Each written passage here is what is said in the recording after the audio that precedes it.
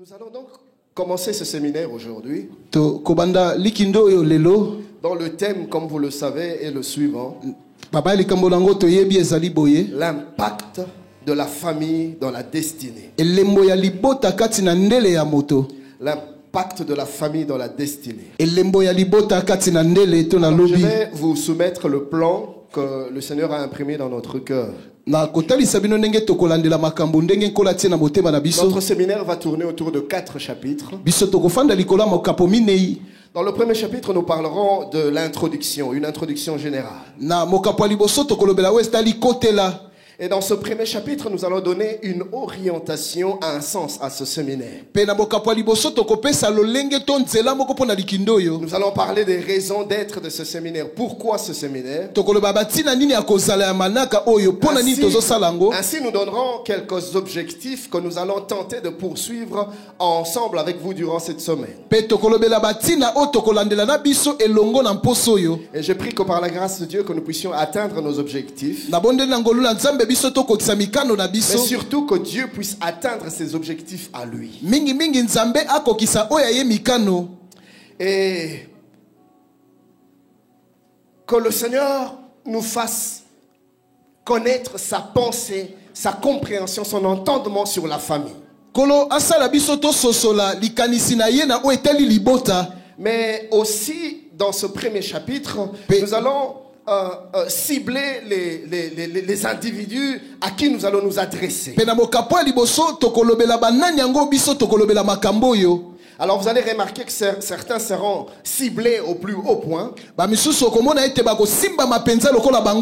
Et d'autres seront ciblés de manière secondaire.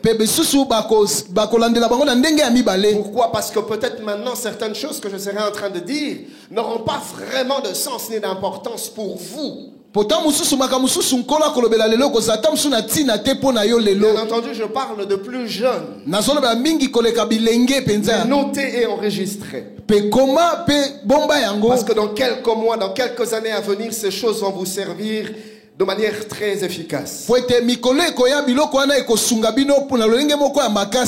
Et troisièmement, pour clore ce premier chapitre, nous allons nous mettre d'accord sur l'essence que nous allons accorder aux mots-clés que nous allons utiliser. Et cela nous permettra d'avoir un même langage, une même perception, une même compréhension des termes que nous allons utiliser. Et puis nous allons entamer notre deuxième chapitre. La famille et la responsabilité. Alors ici nous parlerons de l'importance ou du sens de l'engagement de chaque membre de famille dans la quête de l'harmonie familiale.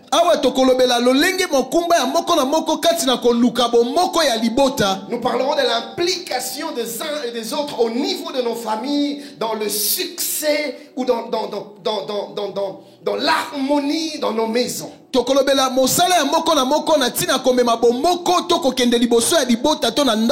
Alors nous allons ici parler des attentes que les membres d'une famille peuvent avoir les uns envers les autres.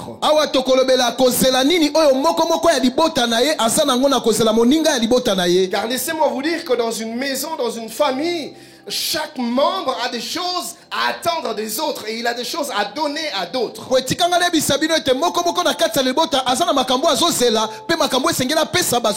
Et nous allons parler aussi du rôle déterminant que la famille est appelée à jouer dans la vie des uns et des autres. Et vous allez remarquer que dans une famille, il n'y a pas de spectateurs, il n'y a que des acteurs. Il n'y a pas d'une part des acteurs, c'est-à-dire ceux qui jouent un rôle, ceux qui s'investissent, et d'autre part ceux qui jouissent. Non, nous avons tous des rôles à jouer. D'une manière ou d'une autre, nous sommes tous des acteurs. Et ainsi, chaque membre de famille doit être conscient de cette réalité. Chacun doit être conscient de son apport qu'il a à amener pour le bonheur de la famille, pour le bonheur de la maison. Suis-je en train de parler à quelqu'un? Et puis nous allons aborder notre troisième chapitre où nous parlerons de la famille et de la destinée. Alors ici nous allons démontrer le lien étroit qu'il y a entre la destinée d'une personne et sa famille.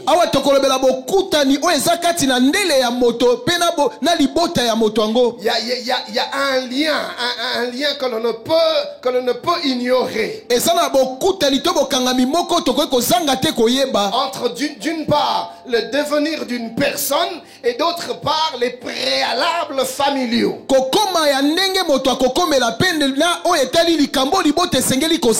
Nous allons voir comment est-ce que les choses fonctionnent en chaîne. Un peu comme quand on parle des principes des vases communicants. C'est-à-dire les vases inférieurs reçoivent du débordement des vases supérieurs.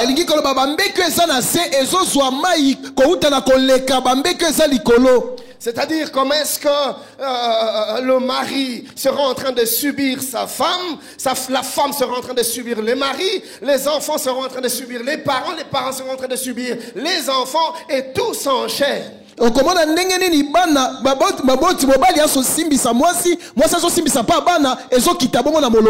Ce que je fais affecte ma femme, ce que ma femme fait m'affecte. C'est que les parents-enfants affectent les enfants, c'est que les enfants affectent les parents.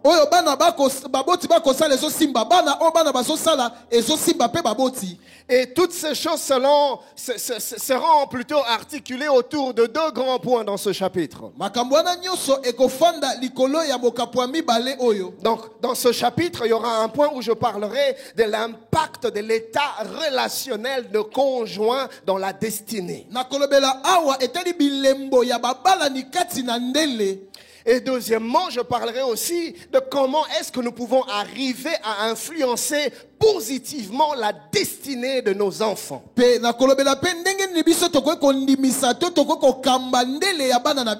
Et puis finalement, nous entamerons notre dernier chapitre sur les exemples bibliques des réalités familiales et leurs répercussions.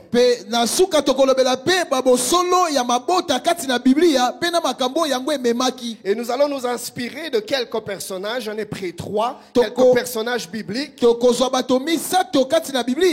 pour en parler. Et je parlerai d'Abraham, je parlerai d'Isaac, je parlerai aussi de Jacob. Si Dieu nous accorde suffisamment de temps, ou si nous gérons mieux le temps. Alors nous commençons donc par le premier chapitre, l'introduction générale. Qu'est-ce que nous poursuivons au travers de ce séminaire?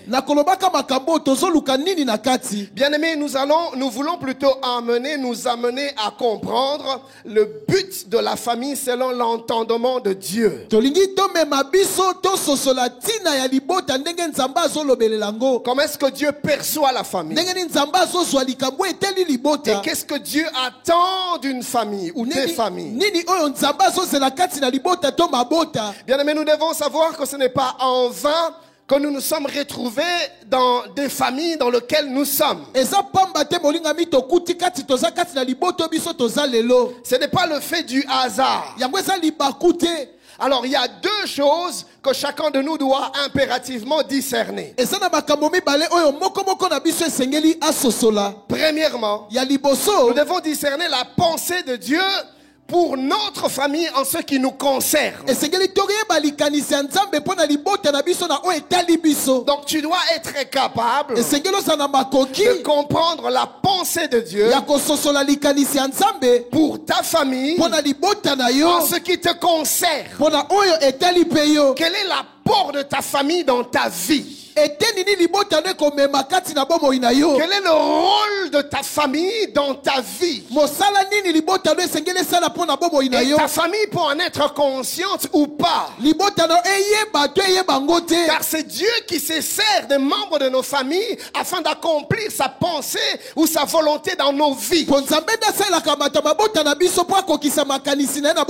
Voilà pourquoi j'insiste en disant que le fait que tu appartiennes à cette famille n'est pas le fait du hasard. Dieu t'y a placé à dessein. Et Dieu t'a donné le père que tu as ou que tu as eu. Dieu t'a donné la mère que tu as ou tu as eu. Les frères et sœurs que tu as. Les enfants que tu as. Les oncles, les cousins que tu as. Avec leur caractère et leur personnalité. Dieu t'a mis dedans pour un but.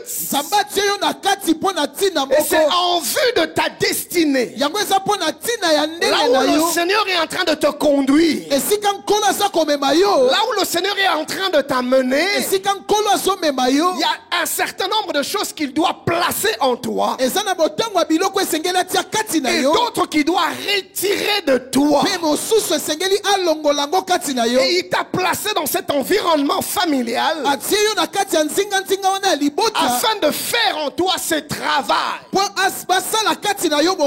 Et c'est un travail que le Seigneur se donne la peine d'accomplir pendant des mois, des années même.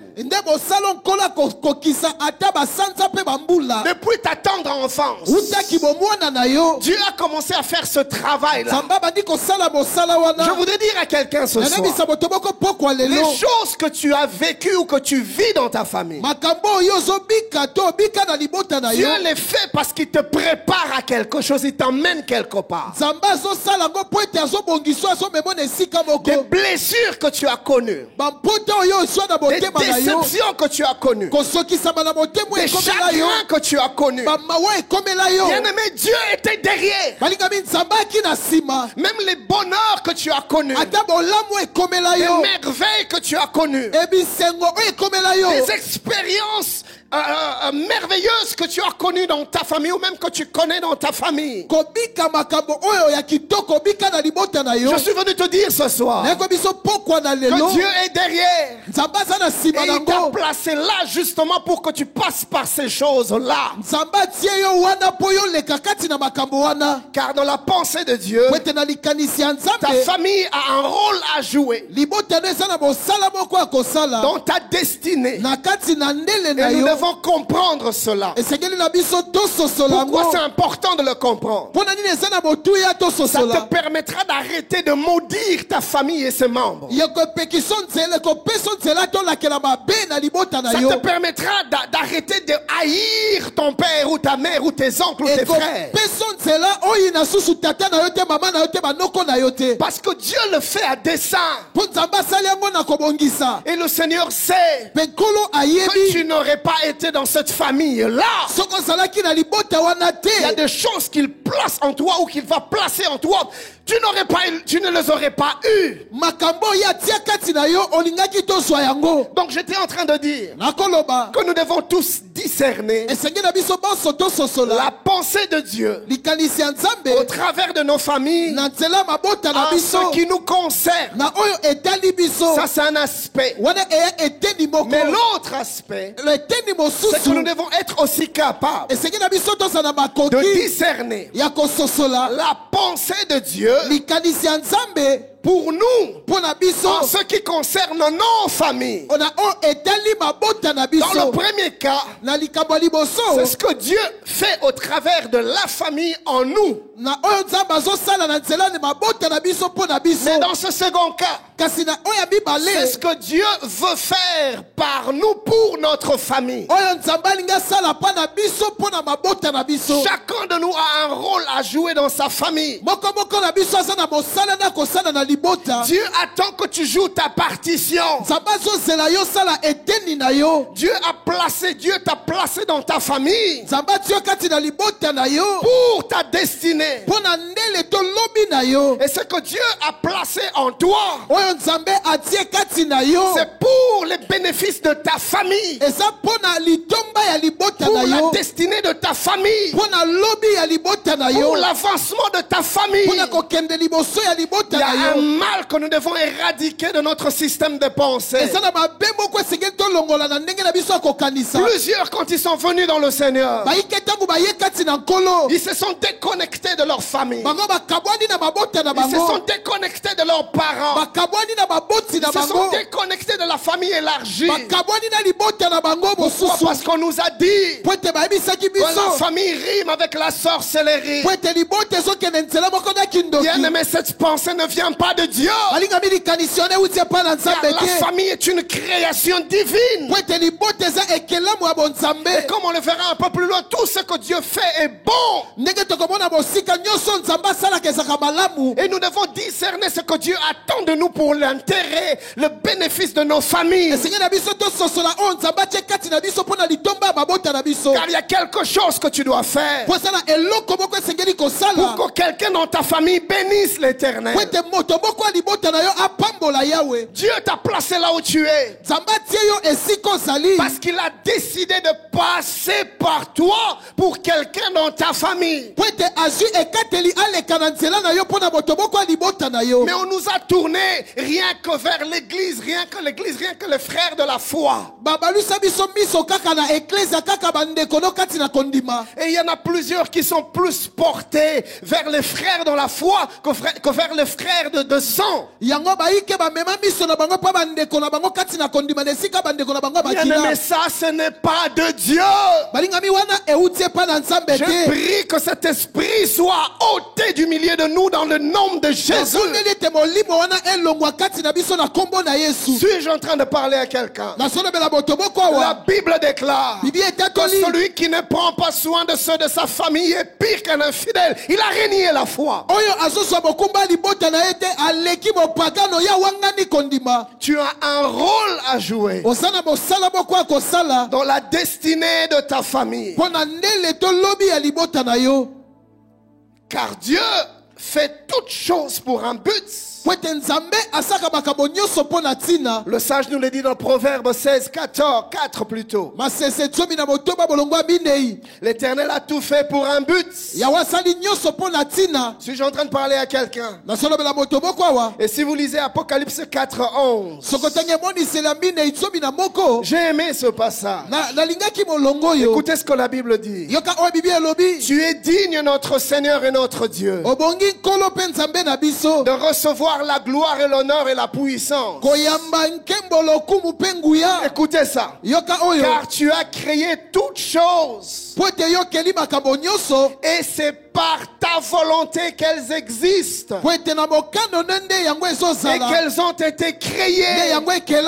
Donc ta famille existe par la volonté de Dieu et elle ne s'est pas créée elle-même. C'est Dieu qui est l'auteur de ta famille, c'est-à-dire l'arrière-grand-père que tu as,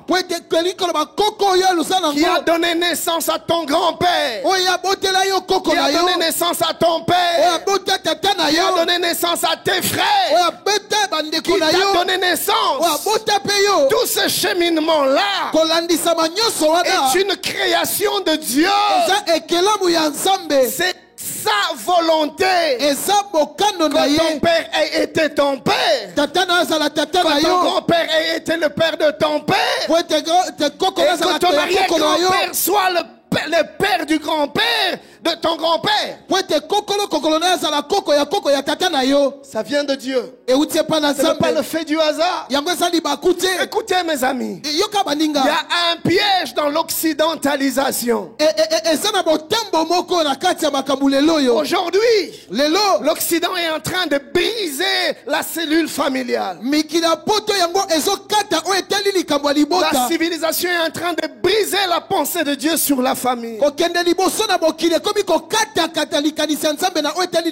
Aujourd'hui, on a réduit la famille.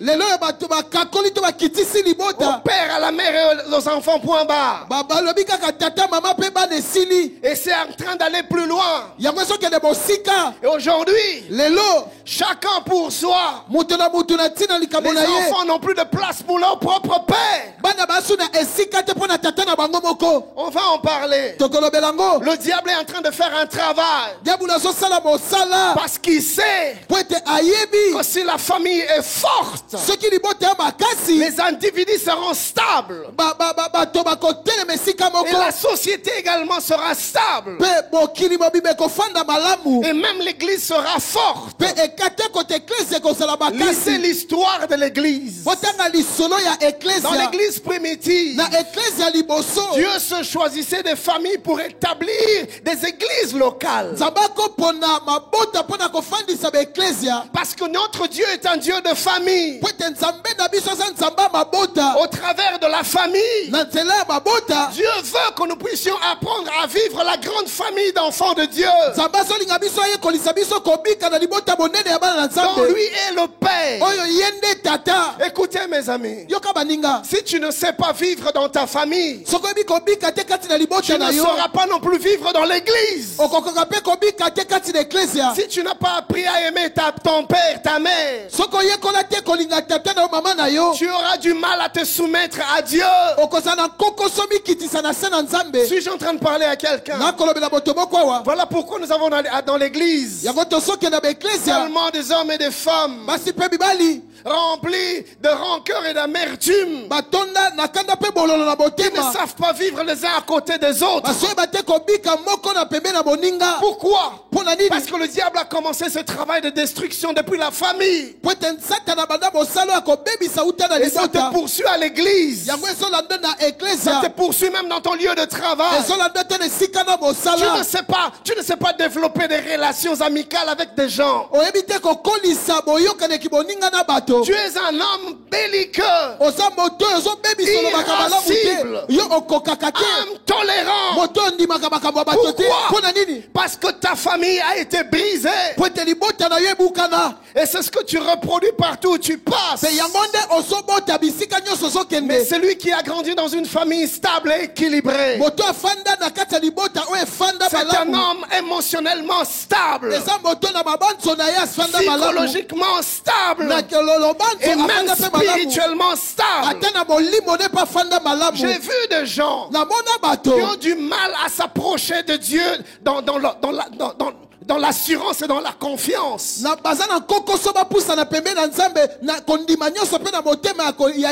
Pourquoi? Parce que l'image qu'ils ont eue du Père,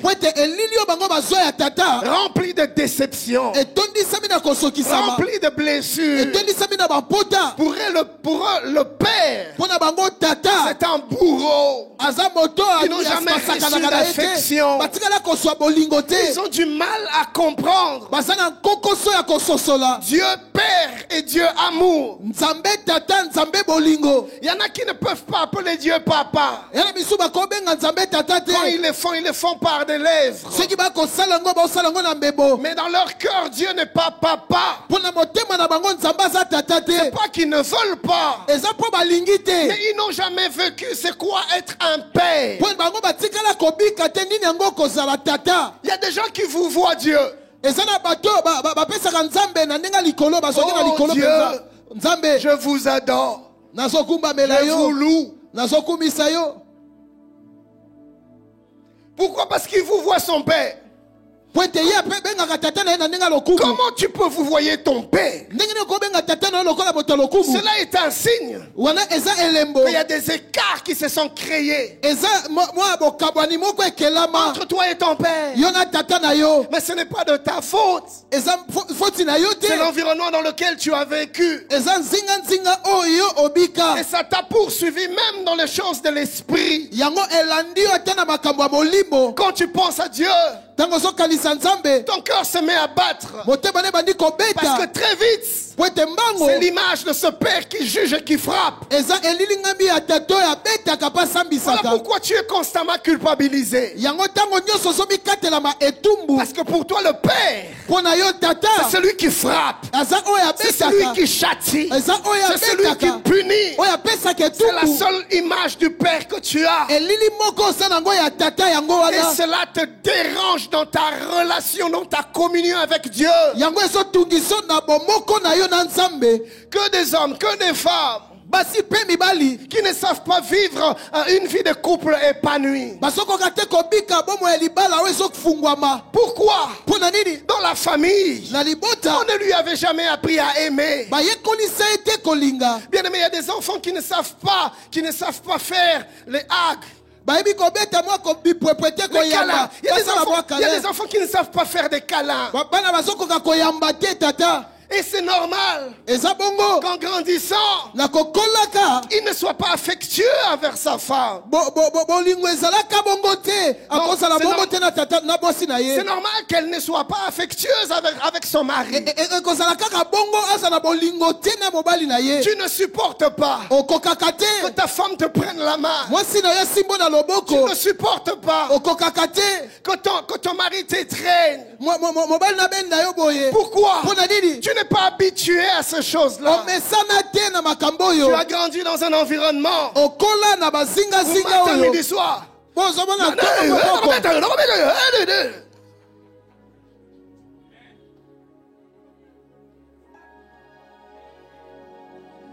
Et c'est ça ce qui est resté en toi.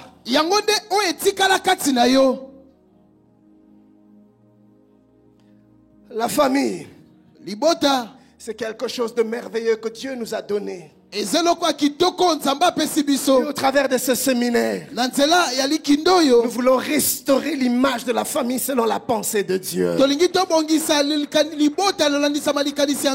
Mon ami, je prie que tu ne passes pas à côté de ce programme. Car après ce temps, ta vie ne sera plus jamais comme avant. Nous sommes en train de parler d'un sujet basique, fondamental. C'est un peu comme une pierre angulaire, la principale de l'angle. C'est-à-dire, elle joue un rôle tellement déterminant que tout l'édifice en dépend. La famille, tes amitiés seront déterminées par les bases familiales. Ta vie de couple sera déterminée par les bases familiales. Ta manière de servir Dieu sera déterminée par tes bases familiales. Bien-aimé, la famille demeure un socle.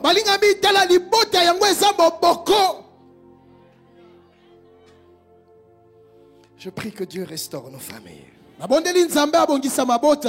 Et Apocalypse 4:11 dit: tu as créé toutes choses et c'est par ta volonté. 1 Timothée 4:4, écoutez ça. Car tout ce que Dieu a créé est bon. Et rien ne doit être rejeté, pourvu qu'on le prenne avec action de grâce. Français courant dit, mais il faut tout accueillir en remerciant Dieu. Mon ami, arrête de rejeter ta famille. Arrête de repousser ta famille. Ta famille a été créée par Dieu et c'est bon. Arrête de maudire ta famille. Arrête de parler constamment mal des membres de ta famille. La Bible dit, prends-la avec action de grâce. Considère-la en remerciant Dieu. Apprends à bénir Dieu pour ton père. Peu importe ce qu'il est ou ce qu'il a été pour toi. Apprends à bénir Dieu pour ta mère. Apprends à bénir Dieu pour tes oncles. Apprends à bénir Dieu pour tes frères. Apprends à bénir Dieu pour tes enfants. Et arrête de maudire ta famille. La Bible dit, car tout ce que Dieu a créé est bon. Et rien ne doit être rejeté. Mais il faut tout accueillir en remerciant Dieu. Suis-je en train de parler à quelqu'un? Deuxième objectif de notre enseignement. Mettre à notre disposition des informations importantes et fondamentales en vue de la formation des familles stables et heureuses. La Bible dit que mon peuple meurt parce qu'il lui manque de la connaissance. Et nous voulons nous donner ces informations capitales qui vont nous permettre de fonder de familles heureuses, de familles stables et remplies d'harmonie. J'entends quelqu'un dire, Pasteur Ken, pour moi c'est trop tard. Tout est déjà par terre. Ma famille, ce n'est qu'un tas de ruines. Mon ami, je sers un Dieu qui restaure même les ruines. Fais-lui confiance. Et il va restaurer ta maison. Troisième objectif. Au travers de ce séminaire, nous voulons renverser les faux raisonnements qui déstabilisent et brisent l'harmonie familiale. L'apôtre Paul dit dans 2 Corinthiens 10:5, nous renversons les raisonnements et toute hauteur qui se lève contre la connaissance de Dieu. Et nous amenons toute pensée captive à l'obéissance de Christ. Nous voulons briser ce faux raisonnement que le diable a placé dans nos esprits comme des forteresses.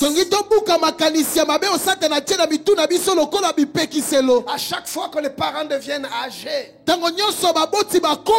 ils deviennent des sorciers. Et on ne s'en occupe plus. On ne les visite plus. On les rejette. À chaque fois qu'un oncle vient du village, c'est un sorcier d'office. Pas de contact. Pas de rapprochement. Mais quel genre de christianisme vivons-nous? Où est l'amour de Dieu? Comment pouvons-nous dire que nous aimons Dieu si nous n'aimons pas des hommes et des femmes que Dieu a placés le plus proche possible de nous? Cet entendement-là, c'est l'œuvre du diable. Nous voulons renverser ce genre de raisonnement dans le nom de Jésus. Tu as du mal à envoyer un peu d'argent dans ta famille. On t'a dit qu'on va t'envoûter. Quel Dieu tu sais? Hey! Mon argent, la bénédiction que Dieu m'a donnée par amour et par générosité, j'envoie une partie à ma famille. Et puis m'envoûter.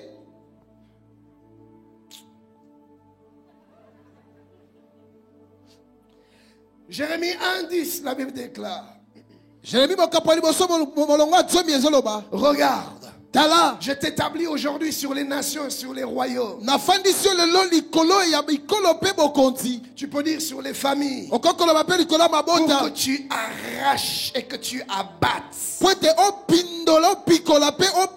Pour que tu ruines et que tu détruises.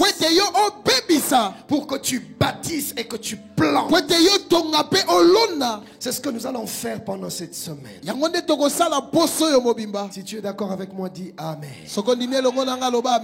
Quatrième objectif. Nous voulons dénoncer et contrer les stratégies du diable dans ses plans de destruction des destinées des hommes et des femmes au travers des dysfonctionnements familiaux. Nous allons voir comment est-ce que plusieurs destinées sont détruites aujourd'hui.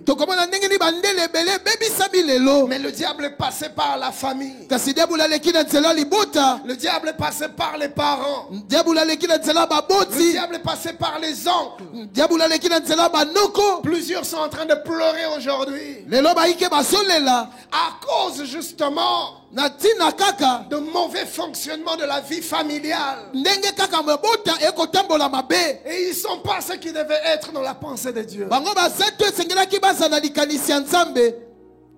Nous voulons dénoncer ces choses. Cinquièmement, au travers de cet enseignement, nous voulons nous faire prendre conscience du rôle déterminant de la famille, ainsi que de son impact indéniable dans la vie des membres qui la composent. Nous allons voir cela. Sixièmement, nous voulons préparer les jeunes générations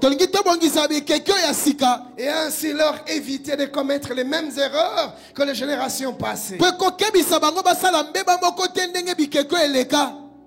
Vous voyez, chers bien-aimés, que des pères et des mères qui ont hypothéqué l'avenir de leurs enfants, des fois de manière consciente, des fois inconsciente. Je me rappellerai toujours d'un ami très proche. Alors qu'on était encore aux humanités. Un garçon brillant, intelligent. Il a fini les humanités. Et il est allé à l'université. Bien aimé, j'ai vu comment est-ce que son père, qui à l'époque avait des moyens, il avait de l'argent, mais comment est-ce que systématiquement il refusait de payer les études de son propre fils? Il était à l'Unikin, là-bas à l'université au campus, et il étudiait. Mais quand arrivait le moment où il fallait qu'il paye les frais, son père ne voulait rien entendre. Et des années passées, il a quitté, il a changé d'université. La même chose. C'est pas qu'il n'y avait pas de moyens. Il en avait.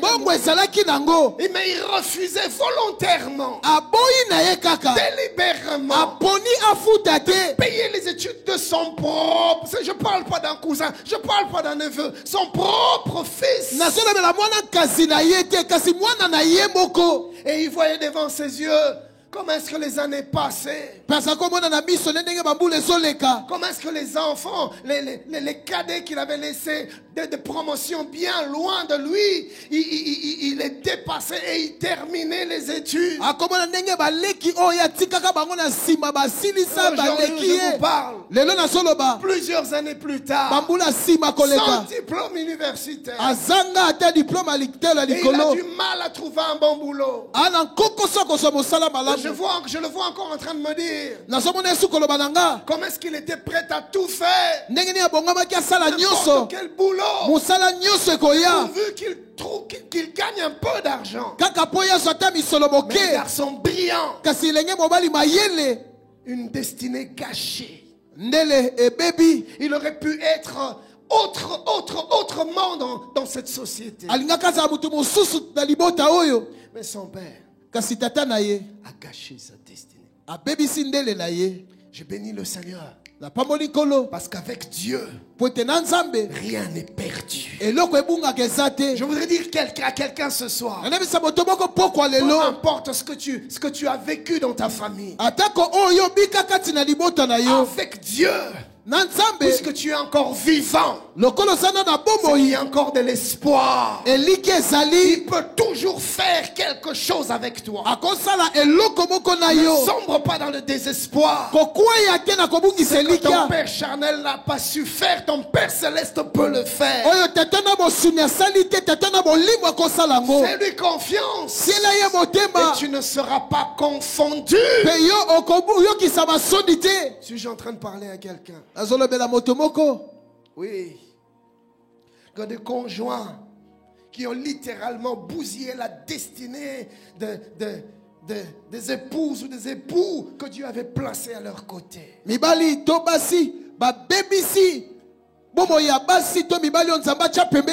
J'en parlerai.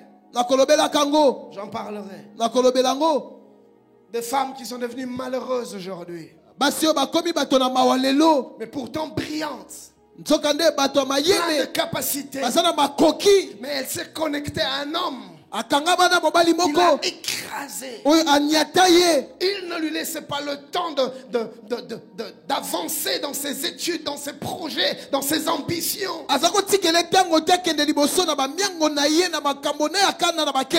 Aujourd'hui, elle est dépendante.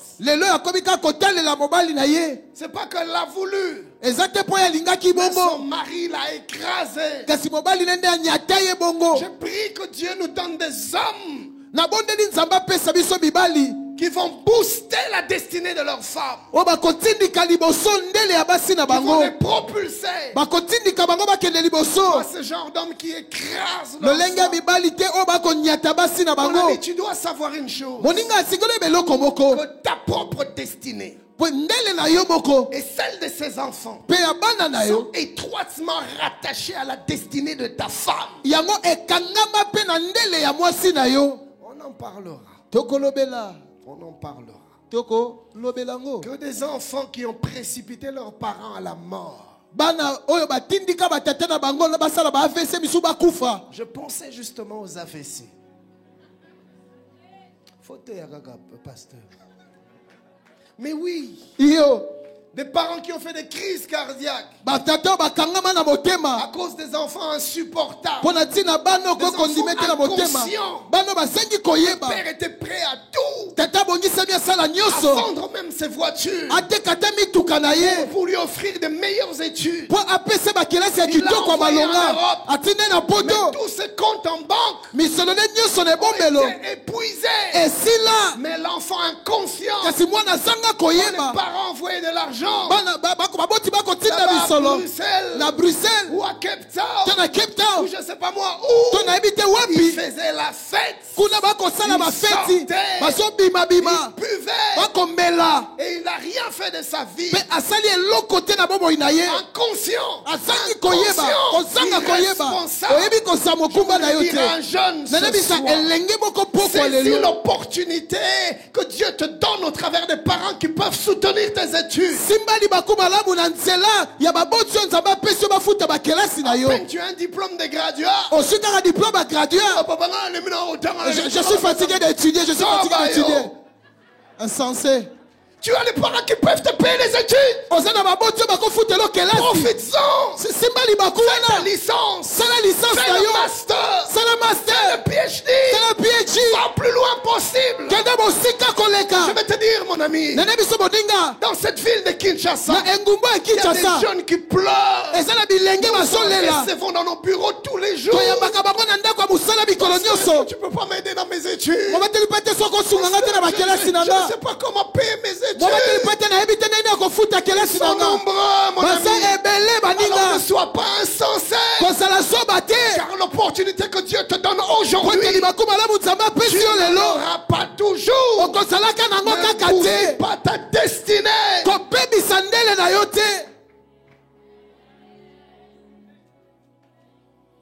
Arrête de faire la fête.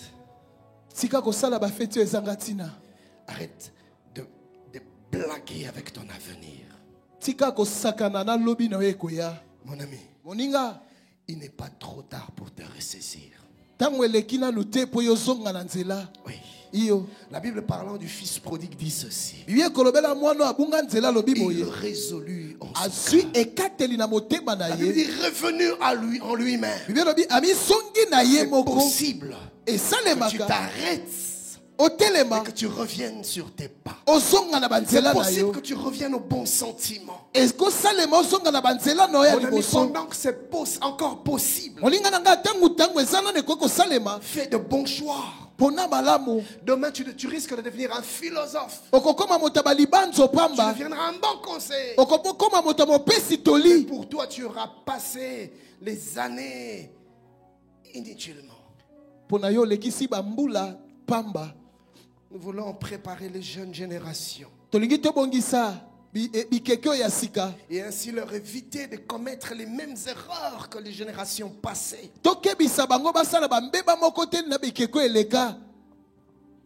La Bible dit dans 1 Corinthiens 10:6. Or, ces choses sont arrivées pour vous servir d'exemple. Pour nous servir d'exemple, afin que nous n'ayons pas de mauvais désirs comme ils en ont eu.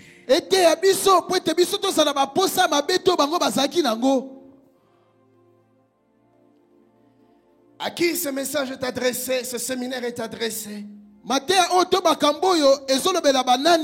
Pendant cette semaine, je parlerai aux parents, aux pères et aux mères de famille.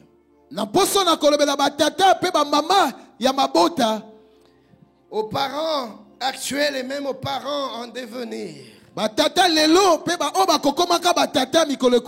ceux qui sont déjà parents maintenant, mais aussi à ceux qui aspirent à la paternité ou à la maternité. Puisque j'en fais partie, j'aimerais nous dire que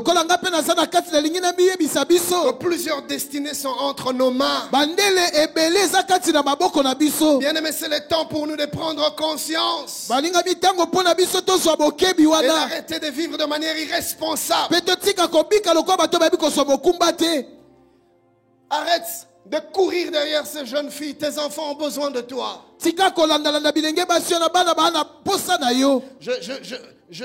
J'aurai le temps de développer cela. Comment est-ce que la vie que tu mènes détruit la vie de tes enfants, l'avenir, la destinée de tes enfants? J'aurai le temps de le développer.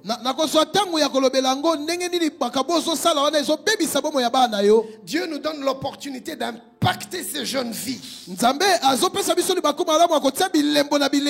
pour l'avenir. Écoutez ça, chers amis. Si tu arrives à impacter un enfant, sache que c'est plusieurs générations que tu touches.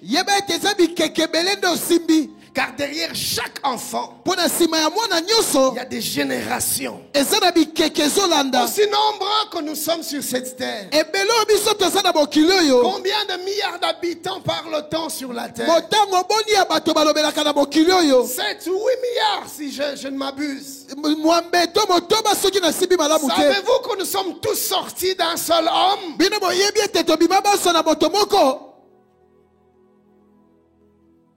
Derrière ce petit enfant que Dieu a placé entre tes mains, c'est des familles, c'est des nations, c'est des générations. Que Dieu nous ouvre les yeux. Le comble, c'est que nous sommes trop finis dans notre entendement. Nous sommes trop limités. Parce que nous vivons le temps présent. Mes amis, nous sommes des êtres éternels. Même notre entendement doit être affecté par la notion de l'éternité. Quand je regarde mon fils, je ne vois pas que lui. Je vois ses enfants, les enfants de ses enfants, les enfants des enfants de ses enfants, les enfants des enfants des générations. Et c'est maintenant, pendant le temps que Dieu le met à ma disposition, je peux semer en lui de l'amour, de l'affection, des valeurs, de la crainte de Dieu. Mes amis, je suis en train d'affecter des familles entières, des nations entières, des générations entières. Et je serai un investisseur sage. Dans quoi je me reposerai. Et dans mon compte céleste, constamment crédité. Constamment crédité. De génération en génération. Parce que la semence que j'aurais mis en mon fils sera en train de produire de fruits. Et dans l'éternité, je serai étonné de voir le poids de ma récompense.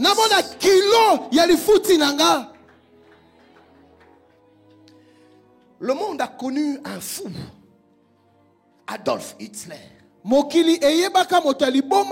fou aliéné qui voulait dominer le monde. Il avait une haine inimaginable des Juifs. À cause de son père. À cause de son père. Son père le maltraitait. Il a vécu de mauvaises expériences dans sa maison. Et cela a affecté son âme. Et ça a développé en lui cette haine, cette méchanceté. C'était un homme qui aimait la guerre, il aimait le sang. Des milliers d'âmes mouraient, ça ne lui disait rien. Il pouvait prendre des milliers de millions de juifs. Il les enfermait dans des pièces qu'on appelait des chambres de concentration. Il mettait des gaz. Des personnes mouraient. On parle de la Shoah. Que des juifs qui sont morts à cause d'un homme, Adolf Hitler. Mais une Kraft, mon combat. Mais il était motivé par des blessures qu'il a acquises dans sa famille. Mais est-ce que son père était conscient qu'il était en train de livrer au monde un bandit qui allait nous faire du mal? Est-ce qu'il était conscient? Est-ce que tu es conscient de produits que tu es en train de larguer dans la société? Est-ce que tu es conscient?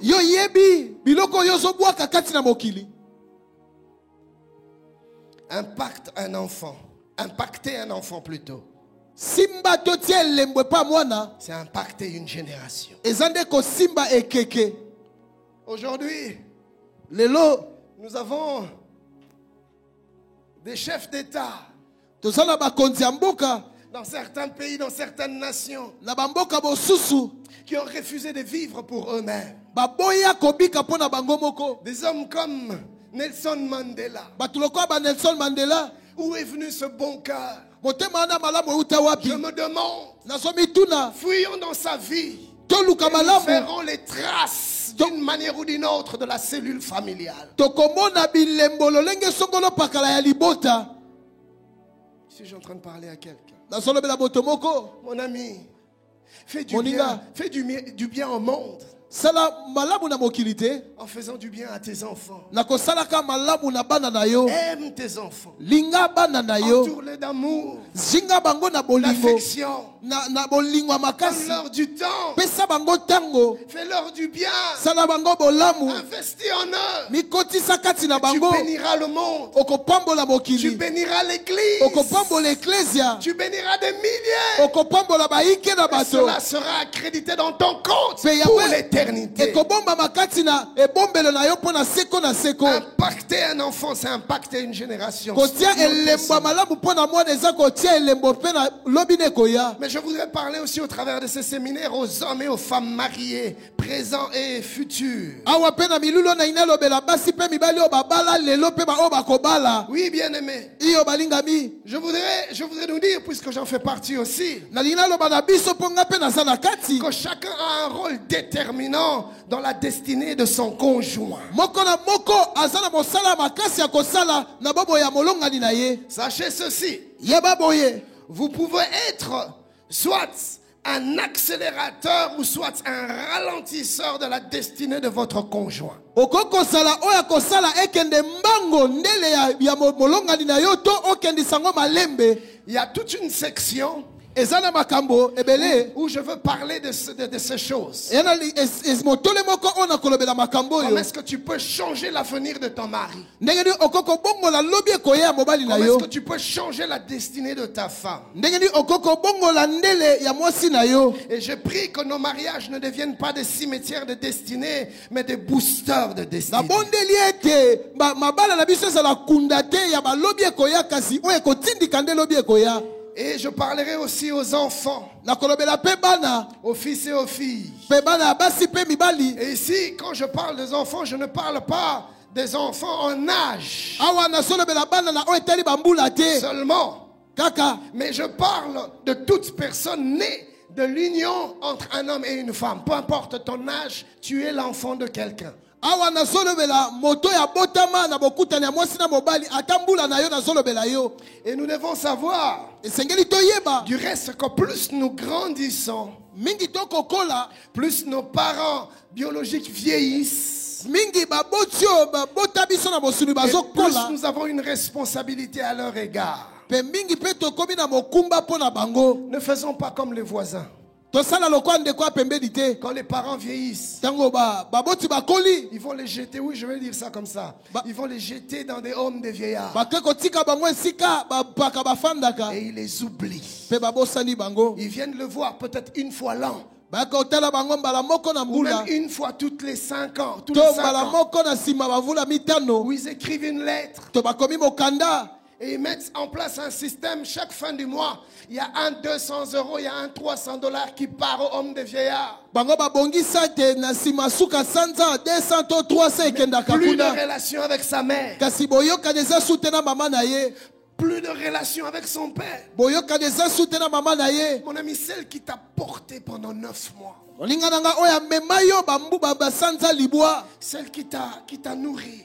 oyo alesa yo. Celle qui t'a bercé. oyo abanda kobondela yo. Celle qui a supporté des manques de sommeil oyo andima kozanga bapongi pour prendre soin de toi. mpo alandela yo. Je me rappelle de combien ma femme avait mal au dos nazokanisa ndenge ni mwasi tangaki na mokongo pasi parce qu'il fallait qu'elle s'occupe de l'enfant. po esengelaki alandela mwana. L'enfant devait téter. mwana esengaki amela. Celle qui t'a appris tes premiers pas.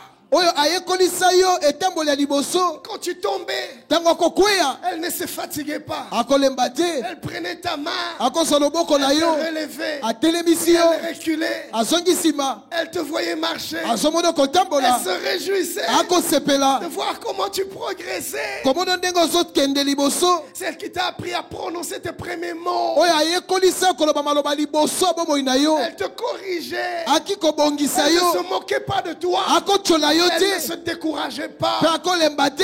Même quand tu faisais tes besoins, ata ntango akosala elle babosenga na ne yo. te jetait pas au même moment qu'elle jetait l'eau sale. akobwaka te nzela moko azobwaka bama ya Elle jetait sali l'eau te. sale. akobwaka ma ya Elle te sali te. récupérait. kasi yo azalaki Quelques kozwa minutes yo. plus tard, na nsima miniti tu nsima salissais encore. obebisi Elle lisusu. te reprenait azwi yo lisusu. avec toujours la même dose d'amour et kaka d'affection.